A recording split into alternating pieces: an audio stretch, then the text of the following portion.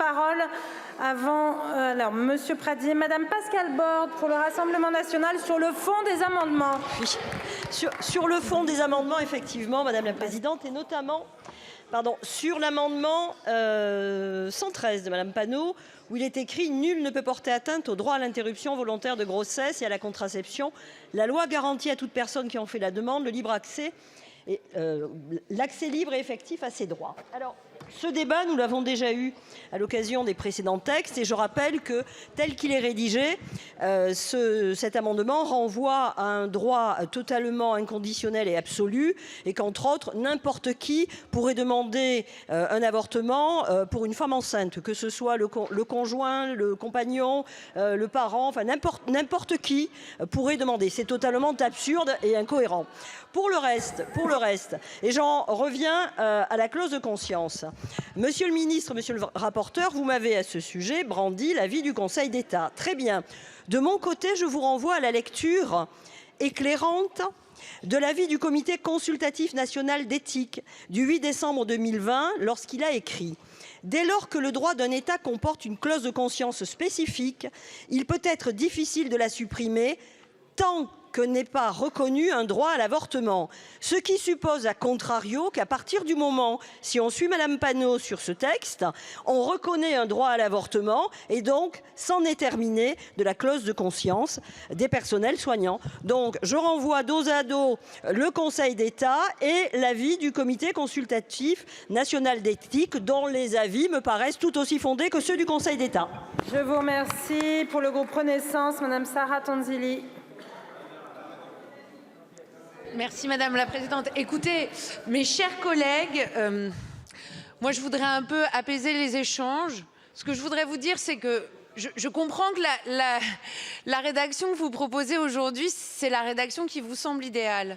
Cette discussion, on l'a eue déjà. On l'a eue en novembre 2022. Aujourd'hui, c'est le moment, il me semble, de trouver une solution de compromis. Une solution de compromis qui apporte un bouclier. Oui, enfin, pardon, je me permets de le préciser parce que jusqu'à ce que les amendements ne soient pas retirés, ils ne sont pas retirés. Et je pense que c'est très important d'expliquer que la rédaction qui a été choisie apporte un bouclier qui est quand même suffisamment protecteur et que le mieux est l'ennemi du bien. Que je pense qu'il ne faut pas qu'on prenne le chemin d'une évolution de la rédaction qui nous est proposée. Je pense qu'il vaut mieux qu'on prenne le chemin qui consiste à tendre la main aux sénateurs, parce que le chemin qui consisterait à faire évoluer cette rédaction, c'est un chemin qui est sans issue.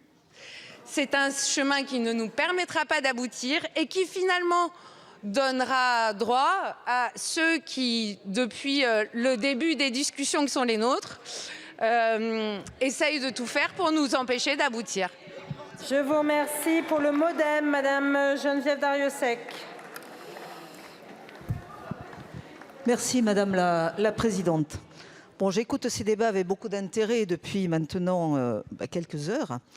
Et je dois dire que, bien sûr, j'ai beaucoup entendu parler de Simone Veil et des années 74 et 75.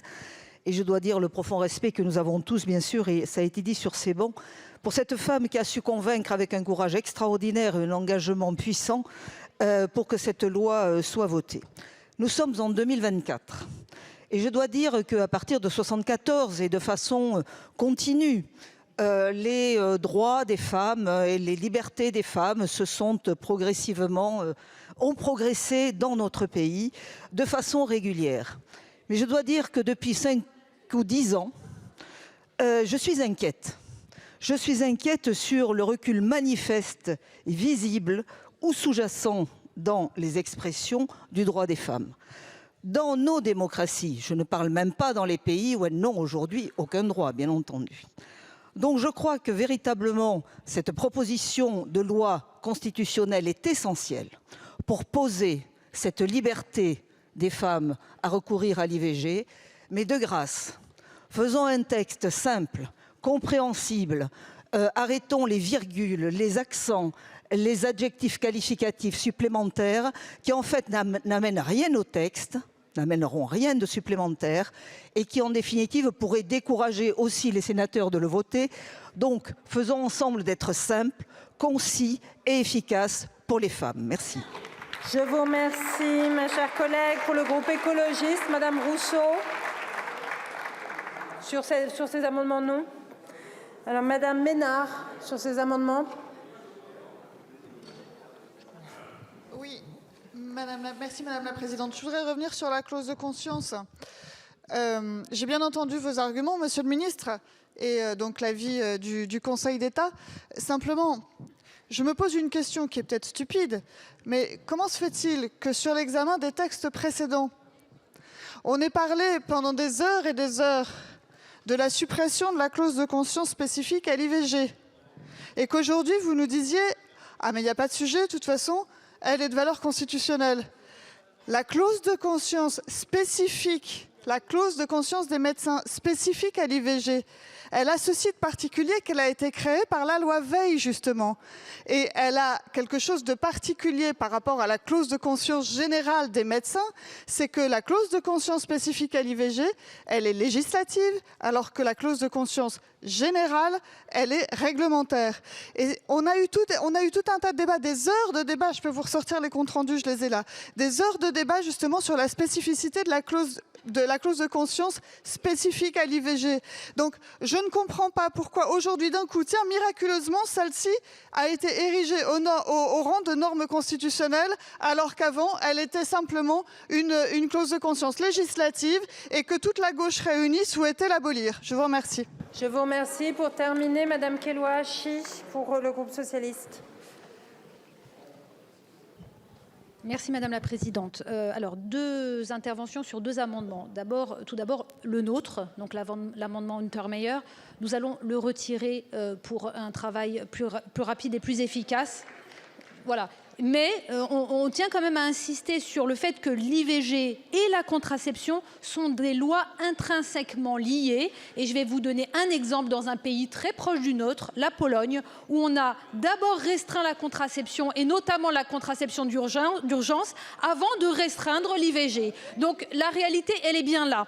Et puis, tout de même, j'aimerais rappeler pour les deux amendements 165 et 119, donc celui de Monsieur Le Fur et de Madame Blin du groupe Les Républicains, que nous ne sommes pas le 17 janvier 1975. Ne vous en déplaise aujourd'hui.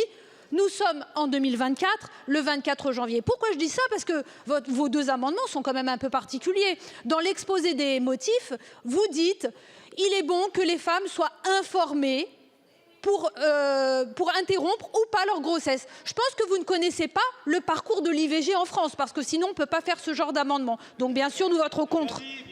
Je vous remercie. Donc je note que l'amendement 68 est retiré. Madame Panot sur les amendements 113, 109 et 108. Je vous donne la parole, allez-y. Merci Madame la Présidente. Je vais retirer donc les trois amendements. Je voudrais juste redire à Monsieur le Ministre que je ne crois pas que la question de la formulation, d'autant plus dans l'idée de légiférer dans le temps long, soit des chipoteries, que par exemple la question du corollaire au droit de l'avortement, c'est-à-dire le droit à la contraception, n'est pas une chipoterie. La question de savoir comment est-ce qu'on trouve une formulation qui permet la non-régression de même. Donc juste... nous retirons ces amendements parce que nous acceptons le compromis, nous l'avons dit, et j'espère qu'un jour nous arriverons à l'inscrire de manière plus complète dans notre norme suprême, notamment par la Constituante et la 6e République que nous continuons à appeler de nos vœux. Je vous remercie Madame Panot. Madame Faucillon pour l'amendement numéro 63. Nous sommes conscients qu'il faut saisir cette occasion historique de consacrer le droit à l'IVG dans la Constitution. Et c'est pour ça que nous faisons ce chemin de compromis. Et disons-le, au fur et à mesure des étapes, nous en avons fait beaucoup des compromis pour pouvoir y arriver. Donc très loin des appels quelque part à la provocation de Monsieur Pradié. Vous pouvez, je crois, chacun et chacune et ceux qui nous suivent peuvent constater comme depuis le début des débats, nous cherchons justement pour pouvoir consacrer le droit à l'IVG, et bien comment nous sommes en capacité à la fois de débattre, mais aussi de faire ce travail de compromis, et nous le faisons depuis le début. Donc évidemment, nous allons retirer notre amendement, et je fais constater quand même que nous en avons déposé très peu, chers collègues. Je vous remercie. Pour le groupe Lyotte, l'amendement 64, est-ce que vous le retirez? Oui, il est retiré également. Le 108 était retiré. Et concernant la série d'identique, donc Monsieur Breton, sur l'amendement numéro 2. Oui, merci Madame la Présidente. Oui, comme je le disais tout à l'heure, c'est un amendement de repli ou d'appel pour avoir le débat. Je vais effectivement le retirer. Mais c'est pour faire remarquer à notre collègue Darrieussecq que la formulation qu'on avait était très claire. Beaucoup plus clair que le texte. Quand vous lisez ce qui est proposé, c'est la loi détermine les conditions dans lesquelles s'exerce la liberté garantie à la femme d'avoir recours à une interruption volontaire de grossesse. Nous, ce qu'on écrivait, ce qu'on vous proposait, l'interruption volontaire de grossesse est garantie dans les conditions fixées par la loi. Qu'est-ce que vous voulez de plus clair que ça?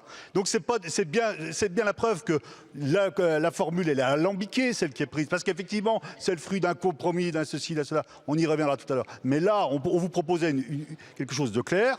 Vous le refusez, dont acte, je retire cet amendement. Merci. Monsieur Hetzel, vous le retirez? Votre amendement?